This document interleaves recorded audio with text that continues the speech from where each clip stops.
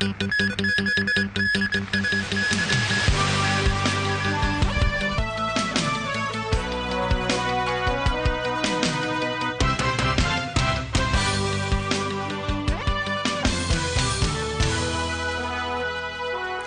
evening. Global stock market surged today after the US Federal Reserve unexpectedly refrained from reducing its massive stimulus program. Speaking after a policy meeting, Fed Chairman Ben Bernanke said there's no set timetable for reducing the stimulus. It all depends on how the American economy fares. Ben Bernanke's great monetary experiment in trying to revive the world's largest economy after the financial catastrophe of 2008 remains in place. For now, at least. Many had expected Bernanke to announce the Fed would scale back its massive monthly bond purchase program designed to keep interest rates low, get commercial banks lending again, increase the money supply and keep the US dollar at a competitive level. But last night, the US Federal Reserve Chairman said America's central bank would stay the course. From our statement, the committee decided today to keep the target range for the federal funds rate at 0 to 1/4% and to make no change in either its asset purchase program or its forward guidance regarding the federal funds rate target. Naturally, all this was music to the ears of investors worldwide, who had feared the effects that any Fed drawdown or tapering would bring. Here in Hong Kong, shares ended the holiday-shortened week at their highest since early February, led by gold-related and interest rate-sensitive counters. The Hang Seng Index finished up 1.7% at 23,502 points. It was a similar story elsewhere in the Asia-Pacific. The region's largest bourse in Tokyo finished 1.8% higher, while Australia's ASX 200 rose 1.2% to a 5-year high. Analysts say Bernanke's decision is a sign America's economy still needs this massive intervention to sustain its recovery. Fed is still not fully confident that the expansion of the U.S. economy is on a self-sustaining basis, that the economy still needs this kind of stimulus. Indeed, unemployment remains a concern, while mortgage rates for people wanting to buy a home have surged. And with another budget showdown looming on Capitol Hill, the last thing America needs is another shock to the system, like the sudden withdrawal of Fed support. And in local news, with the city's first official poverty line due to be released next week, there's debate on whether workers who make the minimum wage will fall under the line. But the Minimum Wage Commission says it can't solve the problem. The Commission says it's up to the government to come up with a comprehensive strategy to help low-income workers. No one is expecting a quick fix to Hong Kong's deep-rooted poverty. But as the Commission on Poverty nears the release date of the city's first official poverty line, there's at least a sense that the government is giving concrete recognition that more needs to be done. And the Federation of Trade Unions says one of the biggest tasks is to pay more attention to the working poor. We still find many people working in the workforce. However, they are earning the very low income. So with the introduction of the minimum wage scheme, some people are benefited. However, we think that more measures should be taken to help the working household. The FTU is calling on the government to set up a subsidy scheme to help low-income workers who need to support their families. The proposed subsidy is based on working hours. The more someone works, the larger amount of assistance received, with a cap of $1,600 for 160 hours worked a month. With this scheme, they may not be able to elevate to a living standard above the poverty line. However, we are sure that their living standard can be improved. As calculations show that workers who make the minimum wage may still fall under the poverty line, the Minimum Wage Commission was asked today if the official release of the poverty line would render the $30 hourly wage floor useless. But members said the issue isn't so simple. Commission Chairman Jat Siu Tong said the issue of the working poor cannot be resolved just through a wage floor. He pointed out that the minimum wage law has one clear aim: to prevent wages from being too low. Yet there are many other factors that contribute to problems facing the working poor, such as the number of hours a worker is employed for or how many family members the worker has to support. These, Jat said, need to be tackled by supporting government policies. A 91-year-old man was given a suspended jail sentence for welfare fraud. He admitted to defrauding more than $340,000 over 10 years. Rachel Lung reports. 91-year-old Zheng Luan left Kuntang Magistracy with his family after sentencing this morning. He pleaded guilty to 1 count of fraud earlier and had been remanded in custody for 3 weeks prior to sentencing.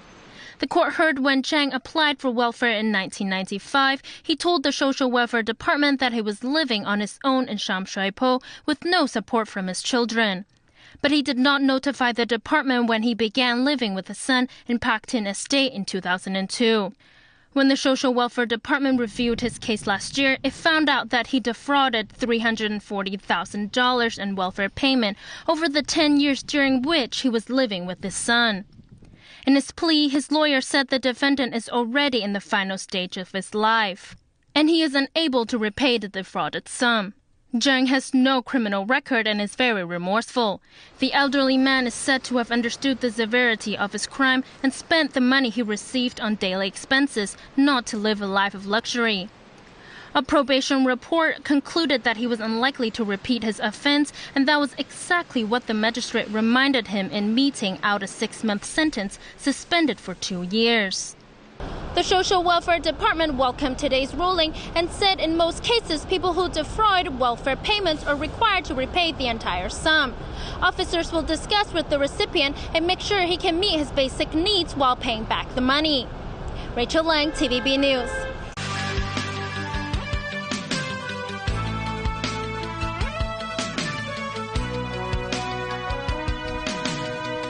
Welcome back. The Communications Authority has ruled that TVB's restrictions on its artists and singers constituted anti-competitive practices and breached the Broadcasting Ordinance. The television station has been fined $900,000. But TVB said the findings are without merit and has not ruled out challenging the decision. Jenny Lam reports. Today's ruling against TVB stemmed from a complaint filed by ATV in 2009. It said TVB's restrictions on many of its artists and singers from appearing in events organized by ATV was making it tough for ATV to survive. The then Broadcasting Authority launched an investigation and concluded that 4 of ATV's complaints were substantiated. Among them, harsh and unreasonable terms in exclusive occasional use artists and singers' contracts, also prohibiting TVB artists from using their original voices or speak Cantonese when performing in programs of other TV stations is considered anti-competitive. We consider that these practices have either purpose and or the effect of preventing, distorting or substantially restricting competition in the television program service market, and that TVB, by engaging in these conducts, has abused its dominant position, and therefore TVB was in breach of Sections 13 and 14 of the Broadcasting Ordinance. TVB has been slapped with a $900,000 fine. It's also required to make a public statement within 2 weeks that it will no longer restrict artists and singers from speaking Cantonese on other TV stations, inform the artists within 3 months, and submit a remedial report to the Communications Authority within 4 months. TVB's Group General Manager Mark Lee expressed regret and disappointment on the findings. And in a statement, TVB says it has nurtured many artists in the past thanks to a well-tried engagement policy and substantial investment. There is no shortage of artists who are not contracted with TVB, and the engagement policy does not hinder the operation of other TV stations or impede the development of the local TV industry. TVB will seek legal advice before deciding whether to start legal proceedings against the Communications Authority's decision. Jenny Lam, TVB News. Well, revellers and moongazers are out in force tonight celebrating the Mid-Autumn Festival. One of the party hotspots is Victoria Park in Causeway Bay, and that's where our reporter, Jared De Silva, is standing by. Well, Jared, it looks like a lot of people are having a lot of fun there. Tell us more. Indeed, it is a warm and lovely evening here in Victoria Park with crowds of families, children and curious tourists celebrating together at Hong Kong's largest Mid-Autumn Carnival. And that's despite the observatory forecasting rain and clouds for tonight. If you plan on going to the beach or parks or barbecue areas to celebrate, remember not to burn any wax, to put lit candles on the floor, or to light up any sky lanterns, as this could cost you a heavy fine. And to the moon gazers out there, the moon was just at its roundest at 7:30, and it will be at its highest at 20 minutes past midnight. Fun and games as Hong Kong celebrates the Mid-Autumn Festival. It's time for family reunions and moon gazing. Now people have been flocking to Victoria Park for the Mid-Autumn Lantern Carnival. Family, food, noise, color, light. To eat the mooncake, to celebrate and to look the moon. And because this festival is all about the moon, besides lanterns and mooncakes, a giant 10-meter-high mid-autumn moon installation is here to greet revelers. Other events taking place include music performances, a fire dragon dance parade, traditional puppet shows and fall craft demonstrations. The carnival will start at 8 p.m. The weather is expected to be cloudy with isolated showers. Revelers may enter the carnival site through the entrances on Gloucester Road, Causeway Road and Hingfat Street. And they can take advantage of the extended services offered by various public transport operators. Tomorrow, celebrations will continue in other parts of town. The Sha Tin Park will be the venue for the New Territories East Mid-Autumn Lantern Carnival. And on Saturday, the Tuen Mun Park will host the New Territories West Carnival. And finally, some special transportation arrangements for those still planning on joining us here in Victoria Park. MTR trains will be running overnight, and the Kowloon Motorbus Company has extended services on 6 routes for tonight. That's all from me. Back to you in the studio. OK, thanks, Joao. And that was Joao da Silva reporting live from Victoria Park. Well, a new law across the border banning outbound mainland tours from making deals with designated shops takes effect next month during the National Day Golden Week holiday. And that's resulting in more expensive tours and fewer people signing up. Stephanie Choi has the story. This visitor from Haikou wanted to shop in Central and Admiralty, but was stuck in a designated shopping area in Hong Kong. They want to take us to go to the shop, but I don't know whether the thing is okay or not. He says he wouldn't mind paying more for better tours once the new tourism law kicks in. They will prove the quality for us, and we should enjoy our journey very well. He isn't alone.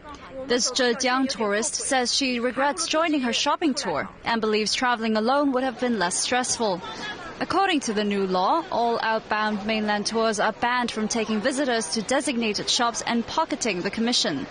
Tour guides are crying foul, saying commissions make up more than half of their income. According to Wong Wai Wing of the Hong Kong Association of Registered Tour Coordinators, the price of tours has tripled. Local tour operator Ricky Tse says that's resulted in a 50% drop in the number of mainland tourists signing up for Golden Week tours so far. He warned that more than 1,000 tour guides may be affected as a result. Most of the people who shop at these places are mainland tourists who spend up to 2 hours looking at products they may not even be interested in buying. For shops that cater specifically to mainland tourists, these 2 hours could be crucial for their business. But the tourism law means they will have no choice but to find new customers. Jie says that shop owners can now try to target visitors from other places, such as Southeast Asia. Stephanie Choi, TVB News. And that's the news for today. Have a very happy Mid-Autumn Festival. Yeah, enjoy. Good night.